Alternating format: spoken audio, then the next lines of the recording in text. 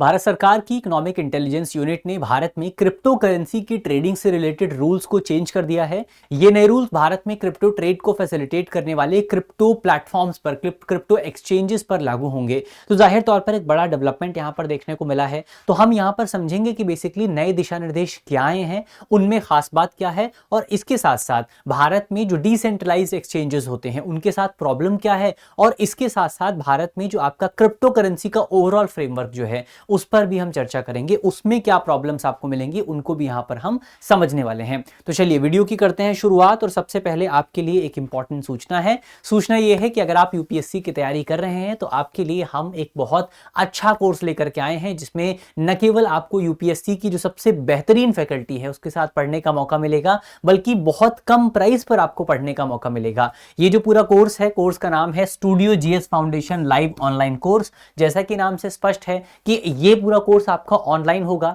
यानी कि आप अपनी सहूलियत के मुताबिक कहीं पर भी रहकर के पढ़ाई कर सकते हैं। और जीएस फाउंडेशन कोर्स है, यानी कि इसमें आपका बेसिक से लेकर के एडवांस तक की जितनी भी चीजें हैं सबको कवर किया जाएगा। बिल्कुल शुरुआत से लेकर के आपको सारे कॉन्सेप्ट जो है समझाए जाएंगे। 1250 प्लस घंटों की कक्षाएं होंगी। 14 महीने तक आपका कोर्स चलेगा, 18 महीने तक आपकी वैलिडिटी होगी, और इसके बाद 2 साल तक आपको करंट अफेयर का एक्सेस भी मिलेगा। यानी कि कोर्स खत्म होने के बाद भी आपकी करंट अफेयर की तैयारी जो है वो चलती रहेगी। इसके अलावा आपको कोर्स में जो भी पढ़ाया जाएगा उसकी पीडीएफ भी आपको उपलब्ध कराई जाएगी।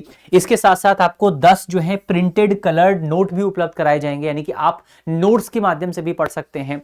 प्राइस तो हमने देख ही लिया, मात्र 24,999 रुपए में पूरा कोर्स आपको मिलेगा। उसमें भी अगर आप इस पर भी डिस्काउंट चाहते हैं, अगर आपको इस पर भी डिस्काउंट चाहिए तो आप इस कोड का इस्तेमाल कर सकते हैं। इस कोड AKSHAY, मेरा नाम कैपिटल लेटर्स में अगर आप इस्तेमाल करेंगे तो इसमें आपको 10% का एक्स्ट्रा डिस्काउंट मिल जाएगा। तो जाहिर तौर पर वीडियो के डिस्क्रिप्शन में डिस्काउंट के साथ में लिंक मौजूद है, उस पर क्लिक करके आप इस पूरे कोर्स को ज्वाइन कर सकते हैं। इसके अलावा कल को मान लीजिए आप जो है दृश्य आईएएस के ऑफलाइन बैच में जाना चाहते हैं, तो ऑफलाइन बैच में जाना चाहते हैं अगर आप, तो उसका जो प्राइस है उसमें इस कॉस्ट को एडजस्ट कर दिया जाएगा, यानी कि आपको इतना कॉस्ट नहीं देना है। तो ये कोर्स आपके लिए एक तरीके से फ्री हो जाएगा। तो जाहिर तौर पर एक अच्छा मौका आपके सामने मौजूद है। हिंदी माध्यम के जो बैच है वो नया जो आपका फाउंडेशन जो कोर्स है, वैसे पहले के बैच शुरू हो चुके हैं, लेकिन जो नया बैच शुरू होगा वो 3 फरवरी से शुरू होगा। अगला बैच इंग्लिश मीडियम का 4 फरवरी से शुरू होगा, और इंग्लिश मीडियम का आपका 5 फरवरी से शुरू होगा। तो अगर आप इनमें से किसी भी बैच को ज्वाइन करना चाहते हैं तो आप हमारे नंबर पे कॉल कर सकते हैं, या वीडियो के डिस्क्रिप्शन में आपको लिंक मिलेगा, वहां पर क्लिक करके आप इस पूरे बैच को ज्वाइन कर सकते हैं। हिंदी का भी है, इंग्लिश का भी है, और इंग्लिश मीडियम में भी आपको बैच मिलेगा। चलिए आगे बढ़ा जाए, बात करते हैं सबसे पहले कि आपके अपडेटेड दिशा निर्देश क्या आए हैं, सरकार की तरफ से क्या नए दिशा निर्देश जारी किए, क्या नई गाइडलाइंस आई हैं। तो सबसे पहली जो बात यहां पर कही गई है कि जो आपके क्रिप्टो एक्सचेंज है उनको भारतीय कानूनों के मुताबिक, भारतीय कानूनों का अनुपालन करते हुए ग्राहकों का ड्यू डिलिजेंस करना होगा। ड्यू डिलिजेंस का क्या मतलब है? ड्यू डिलिजेंस का बहुत सिंपल सा मतलब यह है कि ग्राहकों के बारे में जानकारी प्राप्त करनी होगी।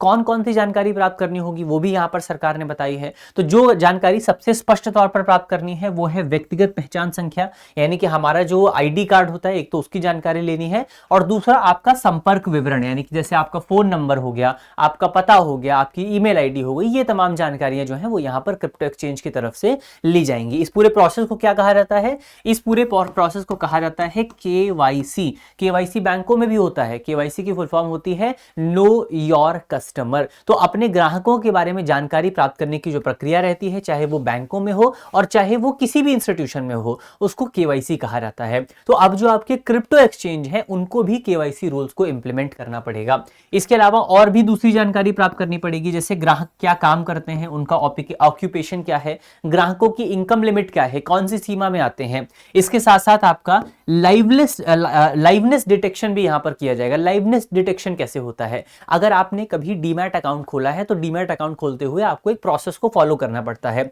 जिसमें जो कंपनी है, जिस कंपनी के साथ आप डीमैट अकाउंट खोल रहे हैं, वो कंपनी आपको एक कोड बताती है। कोड आपको एक पेज पर लिखना होता है, एक कागज पर लिखना होता है, और कोड के साथ आपको अपनी फोटो जो है वो खींचनी पड़ती है। ये तय करता है कि जो व्यक्ति अकाउंट खोल रहा है वही व्यक्ति जो है, या या कोई ऐसा नहीं कि कोई रोबोट जो है या कोई एआई जो है वो आकर के अकाउंट खोल रहा है, तो सही व्यक्ति अकाउंट खोल रहा है या नहीं खोल रहा है उसकी जांच करने के लिए ये डिटेक्शन मेथड जो है वो अपनाया जाता है। तो ये मेथड यहाँ पर सेल्फी के साथ इंप्लीमेंट किया जाएगा। ऑन बोर्डिंग स्थान के लैटिट्यूड और लॉन्गिट्यूड, यानी कि जहां से आप जो है अकाउंट खोल रहे हैं उस जगह का लैटिट्यूड और लॉन्गिट्यूड क्या है, उस जगह की लोकेशन क्या है, वो यहाँ पर ट्रैक की जाएगी। कौन सी तिथि को आप खोल रहे हैं, डेट क्या है, टाइम क्या है, आपका आईपी एड्रेस क्या है, तो कंपनियों को ये भी एकत्र करना पड़ेगा। ये तमाम जानकारियां भी कंपनी को प्राप्त करनी पड़ेंगी। फिर ग्राहक के बैंक खाते की जानकारी जो है वो पेनी ड्रॉप मेथड से सत्यापित की जाएगी, यानी कि आपका बैंक अकाउंट सही में आपका है या नहीं है, या वो बैंक अकाउंट सही में काम करता है या नहीं करता है, उसकी जांच करने के लिए एक मेथड होता है जिस मेथड को कहा जाता है पेनी ड्रॉप मेथड। अब ये शब्द बहुत इंपॉर्टेंट है, ये वाला शब्द हो गया, फिर आपका लाइवनेस डिटेक्शन हो गया, तो ये शब्द हमको पता होने चाहिए। नो योर कस्टमर हो गया। तो अब पेनी ड्रॉप मेथड क्या है? पेनी ड्रॉप मेथड बेसिकली बहुत, आप कह सकते हैं बहुत भारतीय मेथड है। इसमें क्या किया जाता है, इसमें बेसिकली मान लीजिए आपको किसी आदमी के खाते में, किसी इंसान के खाते में 1 लाख रुपए भेजने हैं।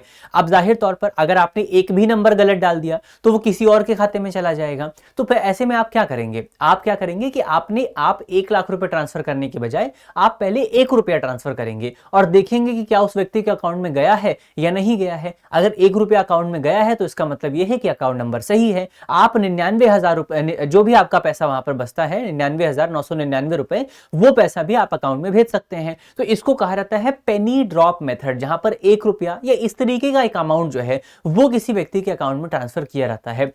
ये मेथड भी यहां पर अब इंप्लीमेंट किया जाएगा जो आपके क्रिप्टो एक्सचेंज है उनके द्वारा किसी व्यक्ति के बैंक अकाउंट को सत्यापित करने के लिए। तो ये एक पूरा प्रोसेस जो है, कुछ दिशा निर्देश यहाँ पर आपका हमारी जो फाइनेंशियल इंटेलिजेंस यूनिट है उसकी तरफ से जारी किए गए हैं।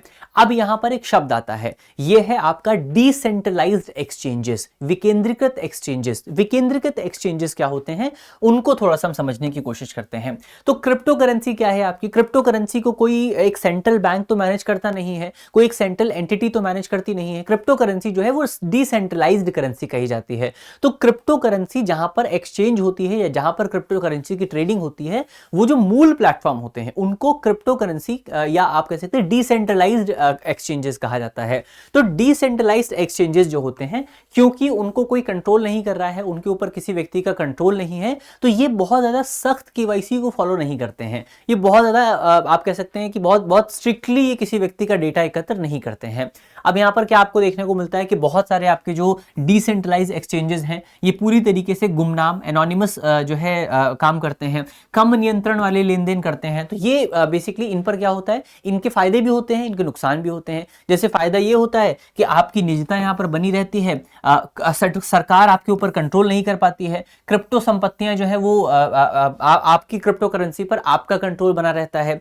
लेकिन ये जो आपके डिसेंट्रलाइज्ड एक्सचेंजेस हैं ये वल्नरेबिलिटी भी पैदा करते हैं, ये खतरा भी पैदा करते हैं, क्योंकि एनोनिमस है तो इसका गलत इस्तेमाल भी किया जा सकता है। तो इसका इस्तेमाल जो है वो आपका मनी लॉन्ड्रिंग के लिए भी किया जाता है। स्कैमर्स इसका इस्तेमाल करते हैं अपना पैसा लेने के लिए, हैकर्स इसका इस्तेमाल करते हैं पैसा एकत्र करने के लिए या फिरौती लेने के लिए, आतंकवादी संगठन इसका इस्तेमाल करते हैं वित्त पोषण के लिए। तो एक तरफ डिसेंट्रलाइज्ड एक्सचेंज जो है वो यहाँ पर सही ढंग से भी इस्तेमाल हो सकते हैं और गलत काम के लिए भी इस्तेमाल हो सकते हैं।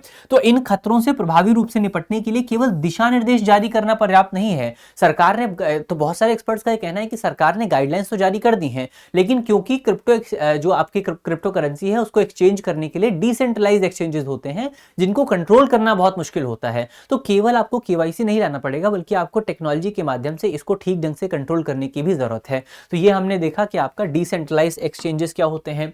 अब भारत में ओवरऑल क्रिप्टो करेंसी की क्या सिचुएशन है, थोड़ा सा उसको समझने की हम कोशिश करें। तो भारत में अभी तक भारत सरकार की तरफ से क्रिप्टो करेंसी को रेगुलेट करने के लिए कोई स्पेसिफिक कानून पारित नहीं किया गया, कोई ऐसे स्पेसिफिक लॉ नहीं है जो कि भारत में क्रिप्टो करेंसी को रेगुलेट करता है या क्रिप्टो करेंसी एक्सचेंजेस को रेगुलेट करता है। भारत में अब तक क्रिप्टो करेंसी को लेकर के जो बहस आपको देखने को मिलती है, जो डिबेट आपको देखने को मिलती है, वो डिबेट क्रिप्टो करेंसी की वैधता को लेकर के देखने को मिलती है, क्रिप्टो करेंसी में सुरक्षा को देखने को मिलती है। इसके आगे अभी तक हम नहीं पहुंच पाए हैं। लेकिन अगर आप बहुत सारी वेस्टर्न कंट्रीज की बात करें, आप यूरोप की बात करें, आप अमेरिका की बात करें, तो वहां पर जो है आपका क्रिप्टो करेंसी को लेकर के बहुत एडवांस कानून तैयार किए गए हैं, जहां पर फिनटेक उद्यमिता, इसके अलावा एक्सचेंज पंजीकरण, स्टेबल कॉइन रेगुलेशन, इसको लेकर के जो है रूल्स बनाए गए हैं। लेकिन भारत में अभी तक आपको इसको लेकर के कुछ खास नियम देखने को नहीं मिलेंगे। इसके अलावा अगर आप देखें तो भारत सरकार क्रिप्टो करेंसी जैसे जो आपके वर्चुअल डिजिटल एसेट्स होते हैं, इनके ट्रांजैक्शन पर 30% का जो है इन पर आपका 30% का पूंजीगत लाभ कर लगाती है, 1% का टीडीएस यहां पर कटता है। तो इन शर्तों से ये स्पष्ट हो जाता है कि बेसिकली आपका भारत सरकार क्रिप्टो करेंसी को बहुत ज्यादा आप कह सकते हैं प्रोत्साहित नहीं कर रही है, बहुत ज्यादा एनकरेज नहीं कर रही है, बल्कि 30% टैक्स लगाने का मतलब यही था कि भारत सरकार क्रिप्टो जो आपकी करेंसीज हैं उनको डिस्करेज करने की कोशिश कर रही है। तो भारत सरकार, या आप आरबीआई की बात करें तो आरबीआई ने भी बेसिकली जो क्रिप्टो करेंसी है उसको पूरी तरीके से अस्वीकार कर दिया था। आरबीआई भी क्रिप्टो करेंसी के पक्ष में नहीं रहा है। तो ये पॉइंट हमको यहां पर याद रखना है कि भारत सरकार ना तो भारत, ऐसा नहीं कि भारत सरकार ने इसको बैन कर दिया, भारत सरकार ने बैन नहीं किया है। वो क्रिप्टो करेंसी आप भारत में खरीद सकते हैं, लेकिन क्रिप्टो करेंसी पर सरकार इतना टैक्स लगा देती है कि उस टैक्स के बाद जो है लोगों के पास कोई मोटिवेशन नहीं रह जाता है कि लोग क्रिप्टो करेंसी में इन्वेस्ट करें।